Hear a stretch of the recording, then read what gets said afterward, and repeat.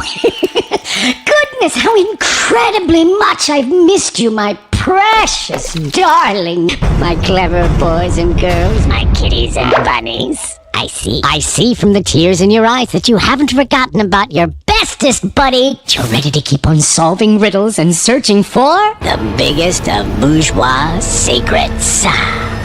Whether it's electronic money, gift certificates, or bubblegum trading cards, it was all simple and clear. There was no way for a bourgeois to line his pockets. But until quite recently, with the help of some clever words and some wise-ass verbal gymnastics, everyone has the right to issue their own money.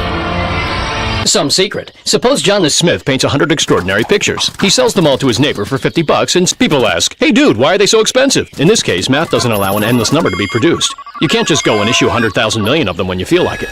Because John died. The same crap's going on with Bitcoin. And that means that almost everything around us is made out of money. Because John died.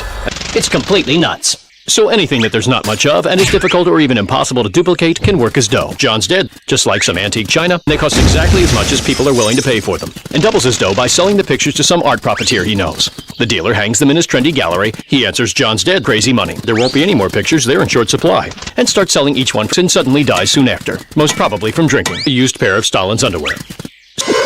John's dead. Come, celebrate, little man. John's dead. In the past, you would exchange your money for actual gold. But I'm here to open up your eyes, my dear friends. Now, currency is nothing more than ink and paper. With an order from above to regard, there will not be one single atom of ink and paper.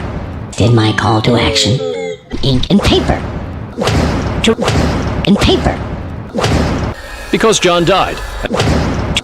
Crazy money. To regard ink and paper. One single atom of ink and paper. Because currency is the lifeblood of the economy. Ink and paper. But that doesn't mean that you're not personally allowed to plant a tree or paint a fence. And those who oppose this order are wheeler dealers, instigators, terrorists, and oh yes, the good deeds, they shall multiply. Crazy money. How guys came up with our money! John's dead. There were grandpas and there were turnips, but there was no dough. Crazy money. People would just exchange what they had for what they needed. Crazy money. And the wagon for a jug of wine. A simple and easy to understand system. And start selling each one for crazy money. And if there wasn't enough of something like nails or arrowheads due to the fact that John's dead, then obviously those things were worth more. Crazy money. Later, people started exchanging rare metals, and if someone got rich, they would carry around half a ton of gold with them like an idiot. John's dead, crazy money. It was inconvenient, and you could get robbed. John's dead, crazy money. So people decided John's dead for safekeeping.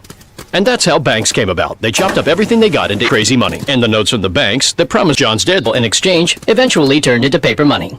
John's ink and paper, with an order from above to regard this typographic composition as happiness and the highest good. And that's how banks came about. They chopped up everything they got into crazy money.